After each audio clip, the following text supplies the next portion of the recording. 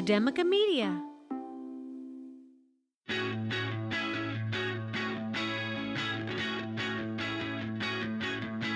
From Academica Media Studios in Miami, Florida, it's Big Ideas in Education, a weekly recap of inspiration and innovation in your schools.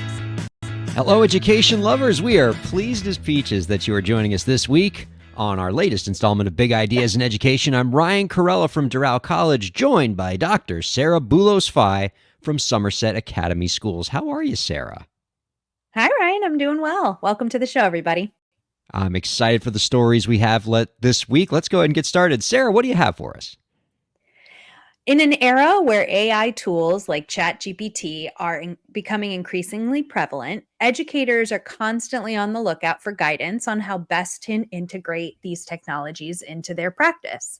The National Council of Teachers of Mathematics, the NCTM, is one of the first is one of the first national educational organizations to address this, underscoring the importance of not only embracing AI for its potential to simplify tasks and personalize learning, but also instilling a sense of skepticism in students about the technology's capabilities and biases. Kevin Dykema, a middle school math teacher and the president of NCTM, emphasizes this dual-edged nature of AI in education. On the one hand, AI can be a boon, assisting teachers in creating quizzes and tests and tailoring learning experiences to individual students' interests and needs. On the other hand, the technology is prone to what they call hallucinations, producing producing unreliable answers and often failing to source its information, potentially misleading students into undervaluing citation and verification, not to mention misunderstandings. Furthermore, AI tools mirror societal biases inherent in the data they are trained on, highlighting the need for critical examination of the technology. The NCTM's position is not only a call to embrace AI, but to challenge and contribute to its development, ensuring that it aligns with educational values and goals.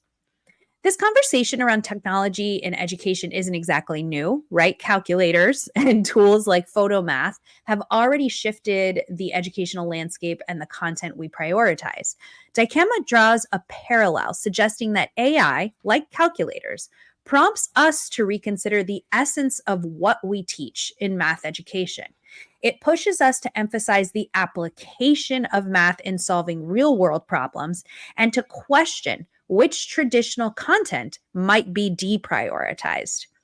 The NCTM also advocates for educators to be at the forefront of developing and testing AI tools dedicated to math education, hinting at a future where teachers' expertise in math becomes even more valuable. So while AI holds a promise of transforming math education, obviously it brings challenges and limitations. It's a reminder that as we navigate this new frontier, the role of the educator is not diminishing, but rather evolving, require deeper understanding and engagement with technology to shape it in a way that truly benefits student learning. This integration of AI is obviously a thrilling journey for educators, but it is one that demands thoughtful consideration and active participation from educators, developers, and students alike. I can say that as an educator, I've been playing around with AI and I found that I personally can pretty easily discriminate between errors in AI judgment, but I could see how students could be misled. And then if those misconceptions are repeated, the algorithm will continue to generate those misconceptions to a wider audience until the lie becomes generally accepted, which, if you think about, can be pretty scary. And I think messaging surrounding teaching our students and educators to be critical consumers is so important. I also think, and maybe this is something we've mentioned once or twice on the show before, the idea of including educator voice in the development of these technologies cannot be understated, right? Because as educators, we're the ones that are integrating these things, but we're also the ones that see the repercussions of these in real time. I can give you some simple examples. I've tried, I really am trying with AI. I have tried to ask AI for help with things like some spreadsheets that I had to do, right? Some math things that would, everybody knows I'm not really a math teacher. So I've asked AI to help me with generating some code so that I could do some things more efficiently on spreadsheets like Excel. And I can tell you that errors are rampant. They are abundant, right? So I would put in the code that it told me to put in, and I would get an error. And I would tell the AI, this is my error. And it would say, sorry about that, use this code. And I was very dedicated to this. So I spent hours trying to get this right. So I can only imagine if I was a student and I was maybe trying to use AI for, let's call it a less ethical purpose, and taking it and using that without understanding the problems or the errors that are behind it, I'm not going to learn anything from that. I'm just copy pasting. And we as educators are trying to really get to the bottom of how do we use this to increase knowledge and to differentiate to our students. But it is really easy to allow misconceptions, misunderstandings, straight up wrong information to be disseminated. And then it's very easy for students to say, you know what, I'm just going to put whatever question the teacher asked me into an AI tool and have it generate an answer. And then I'm not going to have to do any thinking. And obviously that is not what we as educators want to happen, because it's just a fancier form of copying from the internet and Googling your answer. Yeah, it's a higher tech plagiarism. And Right. It's certainly something that I'm confronting a lot right now. I'm sure. As a college professor, and just how many students are over relying on AI, almost always to their detriment. Right. Because even when I don't catch the plagiarism, which I'm pretty good at catching at this point, particularly with the software tools that we use to detect AI. Even when they don't, even if I somehow look past the plagiarism and try to grade the AI's work on its merits, it's rarely A-level work. The AI does a lot of things really well, and it is a valuable tool in education that we need to learn how to embrace and not run away from. But it does students a disservice in many different ways. There's a lot that you put in there that I want to unpack. I think it's a really interesting topic, particularly the role that AI can play in math education. I'm glad you brought up the example of the calculator and the impact that it had in math education. I'm sure when calculators came about, I'm not that old, so I don't think I was really there when the first calculator showed up in a math classroom, but I imagine there were probably some in the profession who said, well, this is the end of math education as we know it. If there's a device you can hold in your hand that tells you what the math answer is, then, that's the end of teaching math. Why are we still doing this? And of course that was a unfounded concern. Like, we still teach math, and now we have all the calculator did was empower us as math students and mathematicians to get to even higher heights in math, and now to focus less on computation and more on mathematical reasoning. And I draw a lot of parallels from that calculator emergence to a similarly, if not more disruptive technology in math education that is AI. I don't think AI is going to end math education by any means, but what I think it does do is, as you noted, require us as educators to focus on different things in the education process. And to me, what I'm most excited about when I think about AI and math education is we're now going to be able to take greater steps to addressing the biggest lament that students have when they sit in a math classroom. What do they always say? When am I going to use this in the real world? Well, if we can use ChatGPT and use AI to get students to have to focus less on computation and the general math concepts, and focus more on, now that you have these AI tools, let's use math to solve real world problems so you can see what math does outside of the classroom. That to me is a really exciting prospect, and one of the things that I'm most excited about when I think about how AI can be used in math ed.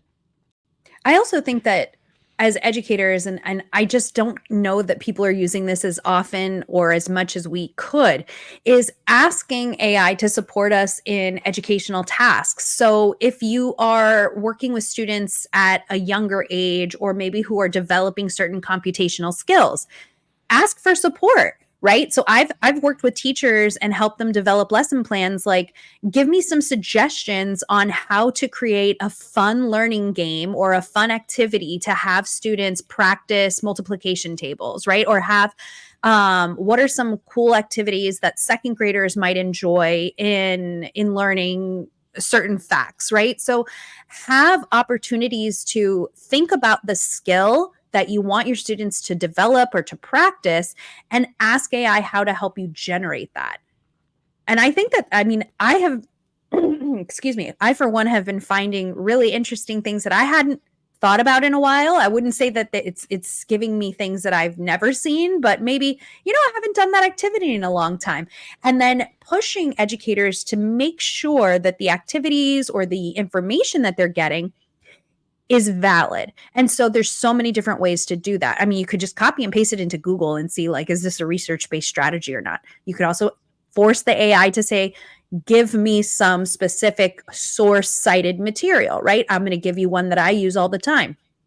So I, as an educator and as a literacy educator, I use a specific website called Evidence for ESSA. Evidence for ESSA is a website that gives us research-based evidence and tells us all these different programs and the reliability score, or the, I'm not using the exact right term, but it gives us the evidence that it has for moving students who have specific reading deficiencies, math deficiencies, so on and so forth.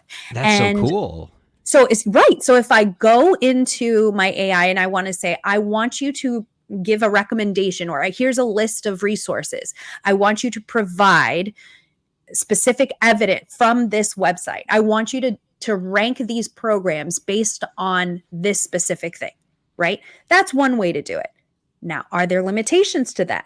Yes, right? Based on which tool I'm using, they only have access to that website on the most recent update, right? They don't have today's website recommendation. So again, the more we learn about these tools and the more we learn about their limitations, we as educators can be better consumers of it. I'm going to go on another soapbox here about working with developers. I don't see enough developers getting educators' feedback on these things to say, well, what are the resources you do use, and how do we make sure that this is up to date, or this is good information? A good example of that is the science of reading. The science of reading is a really important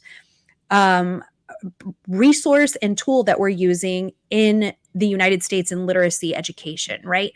And so when I see some of these resources and I do ask for citations and it's giving me outdated information, I have to know as a critical consumer that that is outdated information and that I need it to be citing things that are in alignment with this specific philosophy that we are moving towards. So developers, hit us up. Educators, we know what's going on. Talk to us about what needs to change in AI.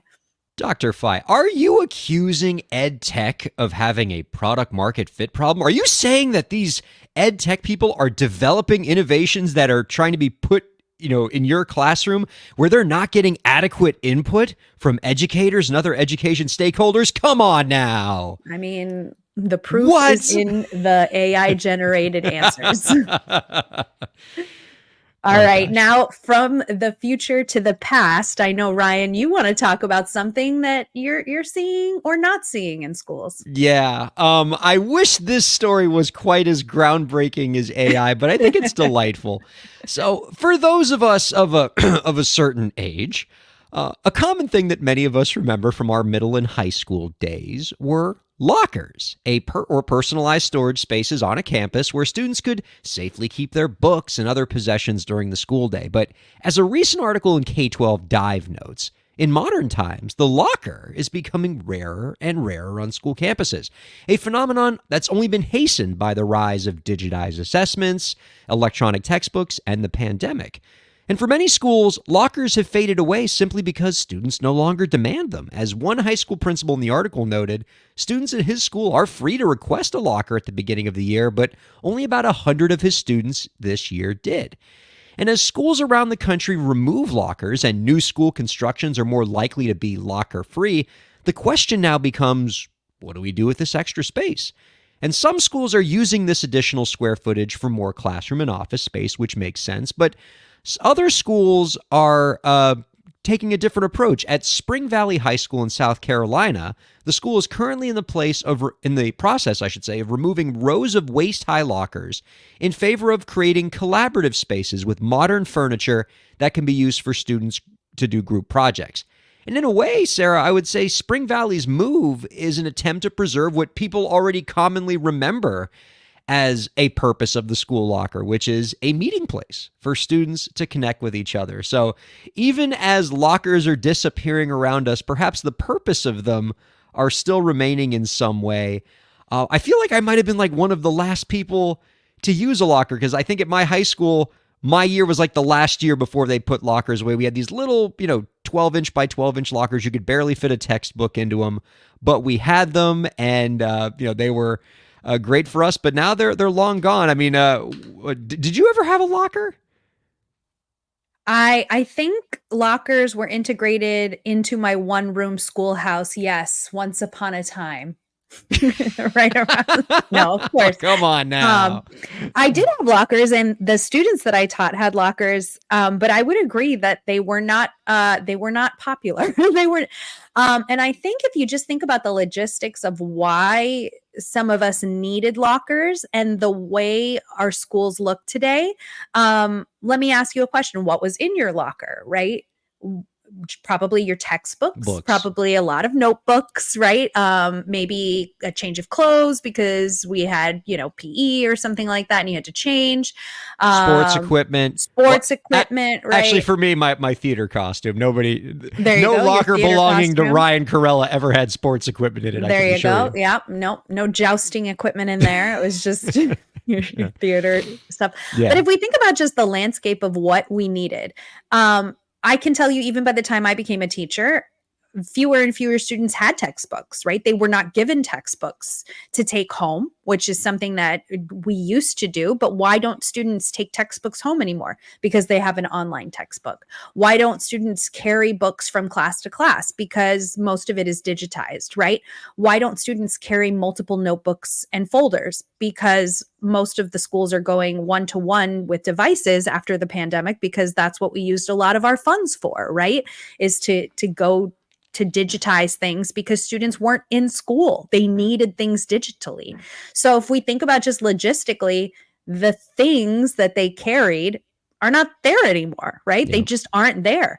So, and then of course there are safety concerns. What are we doing with all of that space? It makes it very difficult for, educators and administrators specifically to manage all of that property. Things get lost, things get stolen, things are, and that becomes a big waste, unfortunately, of an educator's time. An administrator's time is looking for things that got put in the wrong locker or that got stolen from somebody's locker. So we're eliminating a bit of that hassle for administrators. And then something that you mentioned, which I know a lot of my schools have dealt with, is real estate. Real estate is expensive. So why are we spending our precious real estate on something that's not being utilized when we could use that space for so many other things? Yeah, that makes a lot of sense, particularly with a lot of the schools that you're working with, Sarah, where these are schools of choice, and there's a strong demand for a lot of the schools you work in. And so like space does become a premium. And I know there's always conversations happening on your campuses about where can we find an extra 1,000 square feet to get another classroom in the school. We need another classroom. We need another lab. We need this. We need that. And so lockers become, if they were ever purchased, they become an expensive space taker and not really something that is furthering education. Yeah. I think another thing that makes this topic interesting to me is how it aligns with pop culture. I haven't done any studies on this. I've never been to a school outside of the United States, but I think in a lot of ways, the school locker is something of a unique American invention. I had an old friend of mine who grew up in another country and then came to the United States for high school. And she told me that one of the things that she was most excited about in coming to the United States for high school was having her own locker, because she would watch TV shows like Degrassi or Saved by the Bell or something, and she would see that every kid would have these big, tall lockers and be like, oh, I'm going to get one of those when I come to the America for high school. So And I think even today that pop culture meme still persists, even though like in the real world, lockers are becoming rarer and rarer. But if you watch a lot of TV shows today that are based in a high school, the kids still have lockers. Like that's still something they use because it's a useful plot device. So I think the myth of the locker will persist a lot longer than actual lockers in the actual schools we work in. Well, I think part of that probably goes to, or probably stems from the fact that most of our high schools were built in a certain time and things don't change very often, right? And so in the same way that it's expensive to onboard lockers, it can be expensive to Off-board? Is that the right We'll word? take that. It is now. Sure. I like that. It is with confidence, to dispose of them, right? So it's expensive to figure out how to have them removed. It is expensive to have them hopefully recycled or properly disposed of. And, you know, I think a lot of administrators or maybe school districts, if your school was built in the 60s, if your school was built in the 70s or 80s, which is 40, 50, 60 years ago, leave well enough alone, right? And fix what you can, and that may not be a high priority. The nerd in me wants to make sure that we correct things for accuracy's sake. Degrassi was in Canada, so it's not necessarily no, but it's a North American. It's definitely a North American trope. And when you were starting to talk about lockers, the first thing I thought of was Saved by the Bell, which is like maybe a product of our childhood. But I feel like, you know, Disney Channel or Nickelodeon shows where everybody's in a high school, they have lockers. I agree. But it is interesting. It is an American thing. I would love to do more homework on the perpetuation of those kinds of things. I know there are some very American traditions that, you know, kind of have permeated into other cultures, like prom. Prom was something that was such an American thing that I did not realize was not a is that right? Is prom just something we do here? That's well, now it goes to other places, but it was definitely something that was kind of movie-fied, you know, it was made Hollywood. And as that came into other cultures, you know, you see it in other countries now where they would say, you know, oh, we thought that taking the whole limo to prom was just something you see in movies. We didn't know that Americans really did those things. And it's like, no, this is really what people do in our culture, you know, not everybody, obviously. But yeah, it's something that's just become a part of American culture. It's interesting how that's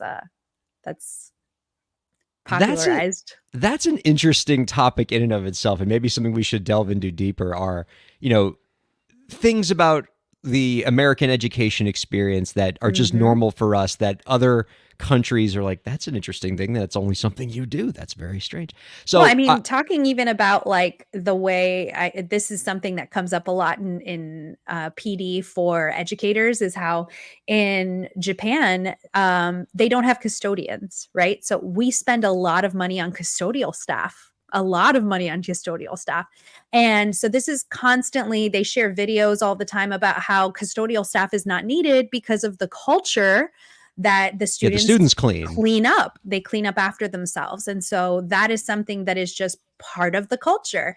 And so it's really interesting when we start thinking about how we spend our money as educators versus how other cultures spend money and why. Man, that is really powerful and thought-provoking. I love the stories this week. And before we close, I just want to quickly thank you for that correction on Degrassi so that I don't have a bunch of Degrassi fans in my mentions. Yeah, I didn't want that for you. Much Drake, appreciated. Of course, would come out of the woodwork. Oh, because, yeah, that's just what I need.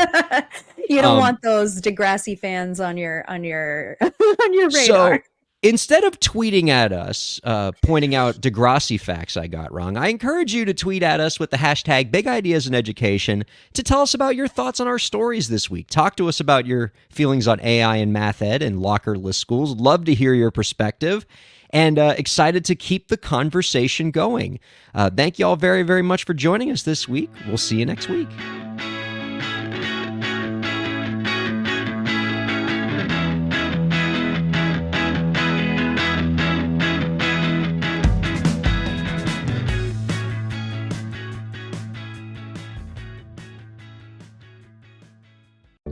expressed on the preceding program have been those of the hosts and guests and do not necessarily reflect the views of Academica, its clients, staff, affiliates, or advertisers.